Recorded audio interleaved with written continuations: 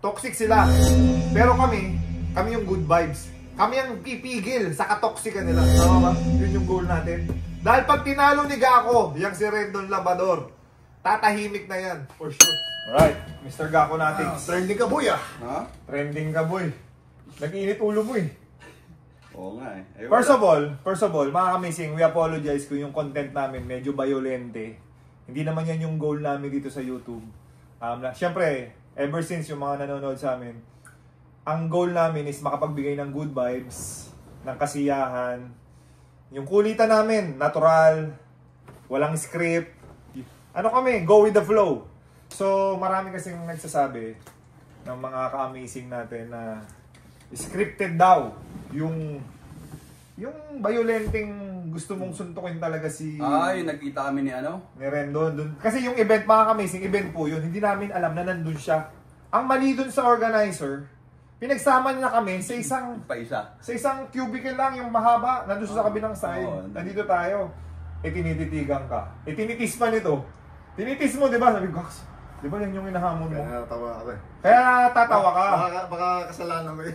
Tinis mo eh. Ngayon, ang question sa'yo, tinatanong ng mga ka-amazing natin, scripted ba daw yung galit mo kay Rendon Labrador? Hindi, sa akin pare, sila na lang yung mag-decide. Kasi, yun nga sa video na yun, after 2 years, di ba 2 years na yun eh, na yung naghamunan kami, tapos biglang nawala. Tapos dun sa event na yun, after 2 years, nakita kami. Ikaw pare, wala kang idea, wala ka ring idea na nandun siya. Kasi in-invite lang din tayo dun sa event na yun. Familiar kasi sa atin yung mukha ni Rendon Labrador. Yung pagmumukha niya, kasi ang tagal, 2 years ago, kahit 2 years ago, hindi mo makakalimutan yung pagmumukha niya sa pag-ginagagawa niya eh. Saka siyempre, nag-YouTube din yung tao. Saka yun nga, yung nandun tayo sa event na yun, hindi natin alam nandun siya. Pero bakit ka na-trigger? Teka, alam mo bakit ka nasaktan? Dahil sinabihan ka, so aminin mo na ngayon, nasaktan ka sa sinabi niya na wala kang value, kaya ayaw kanyang kalaban, wala kang value, bangko ka daw, ang gusto niya daw kalaban, hindi ikaw, yung iba. So, nasaktan ka doon? Para siyempre, para sa akin, medyo masakit din yun. Nasaktan ka? Hindi, masakit din yun. Siyempre, kaya nga, di ba, nung nakita ko siya, hindi ako mapagpigil eh. Nanggigil din ako eh. Parang patawa-tawa pa siya sa dulo, di ba? Oo, parang yung dalawa, di ba? Sino yung isa? Yung mataba na nagbubulungan sila. Boy Parak ba yun? Tayo, kakain tayo nun eh. Yung chubby, si Boy Parak. Oo, kakain tayo nun eh. Bigla, alam mo yun, tapos nagbubulungan sila sa kabila. Hindi, ang nangyayari kay Rendon, nakaganon siya, di ba? Tapos ginaganon ka niya. Ganon. Malayo din eh. Mahaba din yung... Parang yung ano natin. Oo, nakaganyan siya. Kumaganyan-ganyan siya. Tinitis nito. Sabi nito, Gax, tinititigan ka ni Rendon. Papayag ka ba dyan? Nung simula, patawa-tawa ka lang nung simula eh. Ayun nga eh, kaya nag-init din ako kasi nga parang tingin sa atin eh. Tingin sa akin eh. So susuntukin mo talaga? Oo, pre. Matapos na. Ngayon, hindi, ang end goal naman nun, pinagharap ka ni Ryan, saka siya. Buti nga doon si Ryan. Kilala pala ni Ryan. Kasi hindi makakawat yun eh, di matapos kasi ayaw. Dapat sa siya kausapin kung ano. Nakita mo, yung mapuwersa yung muscle niya pag-awat sa'yo. Buti na, hindi, binibidyoan ko, alam ko na eh. Ako ang taga-video eh. Diba? Binibidyoan ko sila, alam ko na mangyayari. Ngayon, ang end goal, ano nangyari? Nung lumapit si Rendon. Ayun na, nag-ano sila na... Tapusin na ng ano, pero... Na-excite ka, gumanong-ganong ka pa eh. Yung ano kasi, sabi niya paano ba gusto mo, ano bang gusto mong gawin? Siya na nag-recommend, siya na nagtanong. Doon na pumasok yung... Kasi ayaw naman natin umabot sa ganun basketball lang. Pangit naman kasi sa kabataan yung ginawa natin. Aminin mo, mag-apologize sa mga kabataan. Ayun, sa mga nakapanood po ng video na yun, pasensya na, medyo hindi lang ako nakapagpigil kasi ayun nga, after 2 years nakita kami sa isang event na nandun pa kami sa isang talaga, magkasama kami. Tao lang, nagkakamali din. So pagpasensya nyo po ako sa ginawa kong attitude dun sa na yun. Sa moment na yun, hindi lang nakapagpigil. Sorry. Sorry din sa mga... yung organizer, apologize din tayo sa organizer, pero hindi rin kasi yata nila alam. Yung organizer pinagsama, dating may issue. Di ba? So, hinamong ka ngayon. Pero ito na, at least masasolve na yung issue natin. Pumayag daw siya December 8. Diyan sa Amoranto. Pwede. Walking distance na sa HQ natin. Ayan lang, sa tapat. Lalakad lang tayo. Galing dito. Magpiprepare tayo. Kaso, kami ni JJ na-curious kami. Pinanood namin yung mga, nag-scout na kami kasi baka matalo ka eh. Siyempre tayo mga basketball player, alamin natin yung capability ng kalaban. Pambira naman. Pinanood natin. Ano yung laban nila dun sa basketball game na one-on-one nila? Sikuhan doon, Gax. Ano nakita mo sa mukha ni Rendon sa kanong kalaban? Pero ganun din laro nito eh. Yun nga, di ba? Pares lang. Ano ba yung laro niya? Sikuhan. Eh, sanay naman ako sikuhan. Kaya ako sa pisikalan. Paano pagka nangyari? Nag-one-on-one kayo? Oo. Sinadya niya ngayon. Sikuhin yung mukha mo. Putok yung uso mo. Medyo may katawan din eh. So, anong mangyayari? Bago siya umabot sa ganun, pre, ako muna ang unang sisiko sa kanya. Wag kang muna. Ha? Wag kang muna. Mapahiya tayo basketball player. Eh, Hintayin mo siya umuna. mas mahirap yun. Pag nauna. Oo. Yun tayo nakakauna. Laro lang. Hindi. Basketball naman, pisikalan yan. Hindi mawala yung sikuhan, yung banggaan. Ganyan naman, sports ang basketball eh. Part of the game. Maalalaman mo naman pag talaga sinadya na sikuhin yung mukha Alam mo, natin sa diba? basketball. Tagal natin nag-basketball. Yun na nga. Malalaman pa talaga pag drip, pag ano, talagang Tumaas. Oo, pwedeng mga ganyan. Tapos oo. ak sa basketball. alam mo yun. naman yung talagang sadya eh. So, yun nga, excited na ako kung matuloy sa December 8. Kaya nga nagpapakondisyon ako eh. Paano hindi matutuloy? Pag hindi siya lumabas sa December 8, siya yung boses niya yung Yun nagsabi din. na December. Oo. Siya na, nagulat nga ako may date na eh. I think isasabay niya dun sa Motivation 3x3 niya. Oo, pwede. So may isang segment dun, ikaw at siya maglalaban. Go. Excited ako dyan. Kaya nagpapakondisyon din ako. Kung iniisip nyo mga ka-amazing, na scripted yung gulo dun sa cubicle na ng event namin sa Beast Motorcycle Tires, kayo na mag-decide. Pero yung magiging basketball game sa December 8, yan. Sige, Yan i-judge nyo. Abangan nyo yan, mga ka-amazing. Kasi ikaw, excited ka ba? After 2 years, matutuloy din. Oh, di ba yung hamunan nyo? It's well overdue. Alam mo, dati, nung 2 years ago, hindi ka pinansin. Tapos, nung susugudi mo, natakot na. Para matapos lang daw, ilalabanan ka na. At least magkakaalaman na. Excite to. Ay, mga ka-amazing, Amoranto is small gym lang yan. So, yung mga gusto manood ng live, bahala na kayo. Pila kayo, morning, or alam ko may event eh. So, pasok lang kayo. Kasi si JJ mismo, nakita ko yung excitement niya nung nandun kami, nung nagkaroon ng date sa kanang magka-basketball game. Inaabangan niya talaga yun kasi curious kami. Kala ko lalaro din siya, yung kapatid niya. Magwawan naman din sila. Oo, si Bangis daw versus Helter Brand. Tagal na rin ako na ano yan eh. Pwede naman. Yung Bangis, Haring Bangis versus JJ Helter Brand. Napakano natin, why not? Oo, di ba? Baka sabihin nyo, content lang to, nakikisabay lang kami. Ganito mangyayari mga ka-amazing. Hindi naman natin pwede iwan to. Eh, nandun na tayo eh. Kalabahan na natin. We understand na si Bangis, si Rendon, toxic yung grupo nila. Nakikita ko eh. Nakikita ko sa algorithm dahil parang nahalo na yung algorithm namin sa Facebook eh. Toxic sila. Pero kami yung good vibes. Kami ang pipigil sa katoxican nila. Tama ba? Yun yung goal natin. Dahil pag tinalo ni Gako, yung si Rendon Labador, tatahimik na yan. For sure. Tama yun eh. Malamang. Alam magiging pa rin siya. Unless, ganito mangyari. Feeling ko, nararamdaman ko. Halimbawa, siyempre, tatalunin mo. Si Rendon. Pagkatapos ng game, isipin niya, hindi ko kaya sa basketball. Boxing na lang, sports pa rin. Oh. Boxing na, hanggang laban. Sports pa rin. Talagang may siguro yung may basbas ni Gab na boxing match. Fight ka pa Parang rin. si ano yan ah, sino yung... Si Jake Paul, sa tayo ko. Ngayon yun, no? Hindi, Bukas. 15.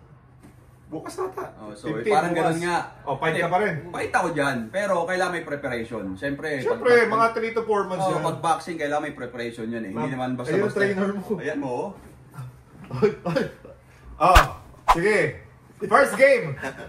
Basketball na lang. Hindi, kaya kailangan ng preparation. Kasi unang-una, hindi naman tayo boxingero. Oh. Diba? Hindi pa tayo nakapag-train ng professionally sa boxing. So, kailangan, I think- pag ganun yung laban, kailangan may preparation yan. Ito, I think nanonood si Rendon. 2 to 3 months pwede na. Nanonood si Rendon ngayon. Diba? Aabangan niya yung puti ko nga, boxing yung sunod ah. So, Rendon, galingan mo sa basketball. Kasi, ikaw yung sabi mo magaling ka mag-basketball eh. Pakita mo na magaling ka talaga mag-basketball. At least, ex-pro yung tatalunin mo. Yeah. Pero nga, pag sabi possibility matalo ka, boxing match yung sunod, panonoodin ko yan. Nandun ako sa harap nun. Alam mo yung kinamali Pacquiao, nasa harapan. Ayaw yung cornerman nito. Ayaw yung basa na tubig. Ako taga-bato ng Ikaw hindi, white towel. Ikaw taga-masahe sa akin. Alam mo yung white towel pag matatalo na. Tatapo na. Mukhang hindi ako piyasa.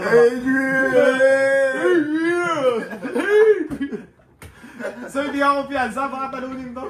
Hindi. Kailangan niya, syempre kailangan may train. Pero Kailangan natin mag-training. yung bata natin. Kasi malaki din yung katawan ha, nakita ko. First time ko siya nakita that In moment. shape, Ako in din, shape pre. si ano si Rendon in shape. Oo. Malaki lang katawan nun pero hindi niya kaya patumbahin. Ayun oh. So ang mangyayari sa laban, mga kamazing, kahit sa basketball man yan, or sa boxing, Villain versus, ano yung tawag, superhero. Ikaw yung superhero ngayon kasi villain yung dating nila eh. Parang ang approach nila sa YouTube nila, toxic, yabangan, trash talkan, sikuhan. Lahat ng maisip mo na, I think, sabi nga ng mga tao, nabasa ko din, nagbabago na daw. Nagbabago na daw siya. So, bigyan din natin ng chance magbago. Oo. Pero, mapapabilis mo yung pagbabago niya pag tinalo mo. Kasi talagang tatahimik yan, for sure. Tanggal yung kayabangan ng isang Rendon Labrador pagka tinalo mo siya. At kung matalo ka naman, halimbawa lang, matalo ka. Siyempre, basketball yan, bilog bola, malay mo, yung araw na yun. Sports naman tayo pagdating sa ganyan. Kakamayan mo. Oo, sports naman tayo. Wala namang problema, matalo ako, tinalo ko siya. Diba? Basketball yan eh, sports pagdating sa ganyan, sports tayo. Wala tayong problema, wala tayong ano diyan. Pag-uusapan, di ba?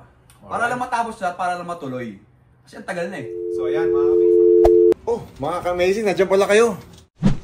Narinig niyo na ba yung GameX Sports? GameX Sports is the official online ending dito sa Pilipinas. Yung 20 pesos mo, pwede maging 1,400. Meron dalawang option, may traditional ending and Lucky 4. Sa Lucky 4, pwede ka pumili ng 4 na number, Lotto style. If you want more information about GameX Sports, just scan the QR code. Or may isa pang option, you can visit www.gamexsports.com.ph. But guys, remember, laro tayo responsibly. Amazing. Namin yung mga katanungan nyo. I think nag-viral, may mga nagnakaw sa Facebook ng mga video namin, pinost sa mga content nila, hinipe nila, daming views sa Facebook. Yan, ito na yung sagot. Tuloy po ang laban sa December 8 ng 1-on-1 ng Jerwin Gaco at Rendon Labrador. Itatry ko pong i-live, mga kamazing, sa YouTube natin. Para at least yung mga nasa malayo, kasi maliit lang yung space eh. Yung gusto manood ng live, pila po kayo, by your own risk. Pero, kung December 8, malayo kayo, ilalive po natin. Itong PBA Moto Club, papahawak natin kay Alvin ngayon. Hawak mo din yung phone. Ikaw ang mawak doon. Ikaw ang mag-live, ha? Sige. Okay. Uncut version, 1-on-1. Ano? 1 to 11, 1 to 21. Ayun, hindi pa napag-usapan kung man. Diba? Kahit ano, basta 1-on-1. Para lang ma-enhance yung makita natin yung skills nyo both sa larangan ng basketball. Yes. May referee naman yata dun eh. Diba? Kasi event yun eh. Pero sabi niya kahit daw wala. Kahit wala, honest foul nga lang, kahit wala eh. Wag, baka madaya tayo. Baka nana si Rendon. Yung mga ganong katawan, nana yun eh. Konting bangga na, foul na. Yung mga ganong muscle, yung hangin lang yung laman. Ha? Hangin lang yung laman ng muscle lang, di mo ba alam yung gano'n, yung mga biyak-biyak? Hindi mo masasabi. Pakita mo yung muscle mo, gano'n mga... Yan, pure muscle. Yan. Sure ako, legit. Pero yung kay Rendon, mukhang hangin lang. Yan! Ang humble mo naman. So, ayun. Abangan nyo na lang po kami sa December 8. Kaya, mga kamising kayo, hindi ba kayo na-excite? Kasi kami, ako honestly excited ako. Kasi 2 years in the making eh. Ikaw? Yes, yun nga, sabi ko kanina, well overdue na to. So finally, makakita natin. Rendon ako. Ay. Sa basketball? Baka sa boxing may possibility. Kasi boxing may chamba yun. Siyempre sa bata natin. Okay, so kayo na kung bahala. Papayain. Hindi, lagyan natin ng konting rewards, no? No? Lagyan natin yung game. Tanungin natin siya kung ano yung may value para makalagay din tayo for charity work natin, no? Para at least yung event may paglalagyan. Kung mag-hype man to or kung mag-viral yung game na one-on-one, at least may mapaglalagyan tayo na charity work. Kaya, sige, pag-isipan po na yung mga Macy. Matagal pa naman eh. Today is, ano ngayon? 14. November 14. 3 weeks pa. Oh, may maganda mo yan. Kaya pala to nung kinabukasan, nag-practice agad. Rendon, pakondisyon ka. Practice ka na, boy. Okay? There you go. Okay na? Clear? Relax. Let's do this, boy. Amazing. Handa na, oh. Bakit mo? Injured ka pala. Ha? Kaya ba mo, injured ka pala? Hindi, nagpapalakas lang. Para fresh leg. Okay. Yan ang ginagawa natin. So, yan ang paghahanda mo. Simula na yan. Sabihin mo doon sa isa, ready ka na. Manda na isa. Ready na ako para sa December. Pag wala yung game. Oh, sayang, ang tato. Kaya, sakto. Walang Ay, mapapalaban siya, nagpa-therapy. Pinapaayos niya na lahat ng problema ng mga pyesa niya. pagpapalakas ang legs. Ito ang pinamalapit na PT. George. Pag kailangan niyo po magpagaling, dito lang po si Jard. Okay po yan. Walang lang to yan, Jer. Muli natin namin ito dito.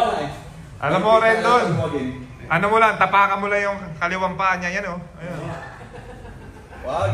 Ha? Huwag mo ano yung weakness. Sabihin ko na, parang may chance siya. Natapilok yung ingrow.